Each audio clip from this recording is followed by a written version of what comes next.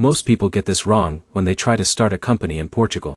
They think it is just about filling a form online and getting a business certificate. But here's the truth no one tells you. If you skip the right legal and tax steps in Portugal, your company can get delayed for months, or even rejected completely. And here is where it gets even more interesting. Portugal is one of the easiest countries in Europe to start a business in 2026, but only if you understand the exact system. One missing document, one wrong tax setup, or one bad choice of company structure can cost you time, money, and even residency opportunities. In this video, I'm going to walk you through the complete step-by-step process of starting a company in Portugal. No confusion, no legal jargon, just a clear roadmap you can actually follow. And stay with me, because in a minute I'll show you the exact company structure most foreigners choose to get lower taxes and faster approval. Let's start from the beginning. If you want to start a company in Portugal, everything begins with understanding one simple idea. Portugal does not treat company creation as just a business action. It treats it as a legal identity creation process. That means your business, your tax number, your bank account, and your residency status can all be connected. Now imagine someone like Alex, a freelancer from India, who wants to move to Lisbon and start a tech consulting business.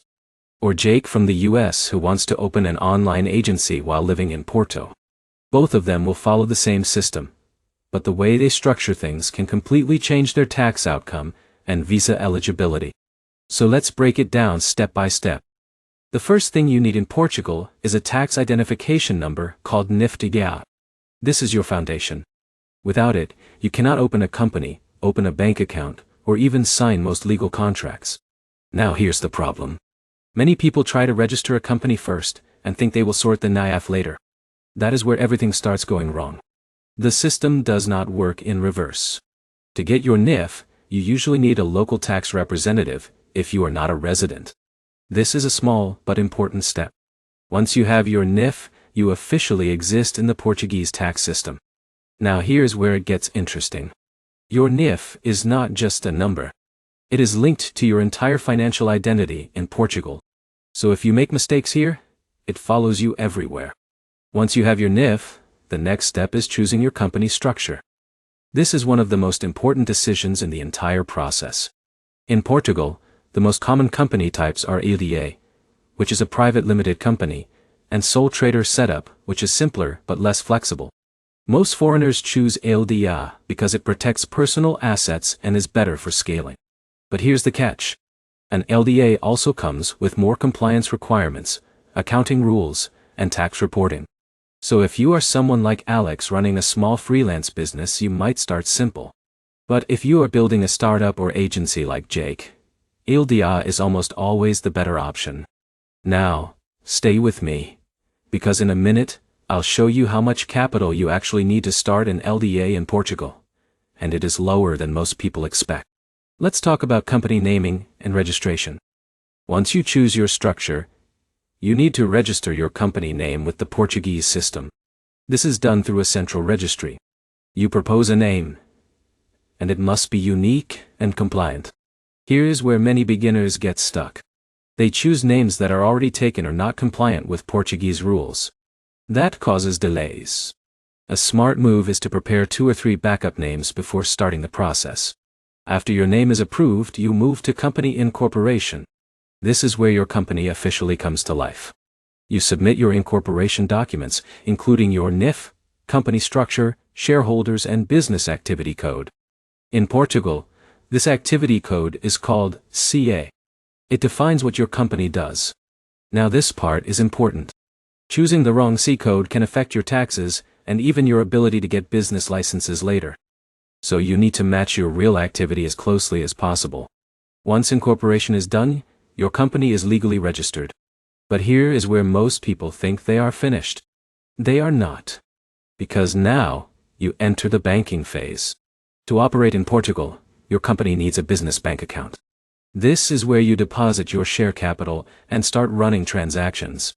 Opening a business bank account can take time, especially for non-residents. Banks want to understand your business model, your income sources, and your plan in Portugal. And here's the problem many people face. They underestimate this step.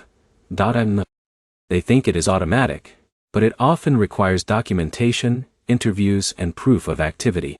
Now let's talk about capital requirements. In Portugal, the minimum share capital for an LDA can be very low, sometimes even €1 per shareholder in theory. But in practice, most companies deposit a few hundred to a few thousand euros to make the business look stable and credible. This is especially important if you plan to apply for a visa later. And speaking of visas, this is where things get really powerful. Many entrepreneurs use their Portuguese company to apply for residency through programs like the D2 Entrepreneur Visa. This allows you to live in Portugal legally while running your business. But here's the catch. Your business needs to look real. A registered company with no activity is not enough. You need invoices, a business plan, and financial movement. Let's pause here for a second because this is where most people fail. They think company registration equals business success. It doesn't. It is just the beginning. Now let's move into taxation, because this is the part that scares most people. Portugal has corporate tax, personal income tax, and VAT, depending on your activity. Corporate tax is called IRK. The standard rate is around the mid-range compared to Europe, but small businesses may benefit from reduced rates depending on income levels and structure. Then there is VAT, which applies if your revenue crosses certain thresholds, or if you are selling taxable goods or services. Now, here's something important. Many digital entrepreneurs like freelancers or agency owners forget to register for VAT properly, and this creates penalties later. So setting up accounting correctly from day one is critical. You will also need a certified accountant in Portugal. This is not optional. It is required by law for companies. Now let's add a real-world example. Imagine Jake opens a marketing agency in Lisbon. He registers his LDA, opens a bank account, and starts working with us clients. If he does not correctly file his VAT or corporate taxes, he could face fines even if his business is making money. But if he sets it up correctly from the start, he can scale smoothly and even optimize taxes legally. Now, here's where it gets interesting. Portugal is also attractive because of its non-habitual resident program in some cases and favorable tax regimes for certain professions. While rules are evolving, many foreign entrepreneurs still use Portugal as a base for tax-efficient European operations. But you must always check the latest rules in 2026 because tax laws can change. Now let's go step by step through the actual timeline so you know what to expect. First, getting your NIF usually takes a few days. Second, company registration can take a few days to a couple of weeks depending on your setup. Third, bank account opening can take 1 to 3 weeks depending on the bank. So in total, you are usually looking at 2 to 4 weeks for a fully operational company, if everything is smooth. But here's the reality. If you are not prepared, it can take longer. So preparation is everything. Now let's talk about costs. Starting a company in Portugal is relatively affordable compared to many European countries. You will have registration fees, legal assistance if needed, accounting setup, and banking requirements. But the biggest ongoing cost is accounting and compliance, not registration. That is something many beginners overlook. Now let's cover common mistakes people make. The first mistake is choosing the wrong company structure. The second mistake is delaying NIF registration. The third mistake is opening a company without understanding taxes. And the fourth mistake is not preparing for banking requirements. Each of these mistakes can slow you down significantly. But if you avoid them, the process becomes very smooth. Now let's quickly look at a simplified mental model so you remember everything. First, get your NIF. Second, choose your structure. Third, register your company. Fourth, open your bank account. Fifth, set up accounting and taxes. Sixth, start operating legally. That is the entire system in order. And here's the benefit. Once your company is active in Portugal, you can operate across the European market, invoice international clients, and even expand into residency opportunities. So this is not just about starting a company. It is about building a base in Europe. Now, let's wrap this up clearly. Starting a company in Portugal in 2026 is very achievable, but only if you follow the correct legal steps in the correct order. The system is structured, but it rewards preparation and clarity. If you understand NIF, company structure, registration, banking and taxation, you already understand 80% of the process. The rest is execution. So, here are your key takeaways.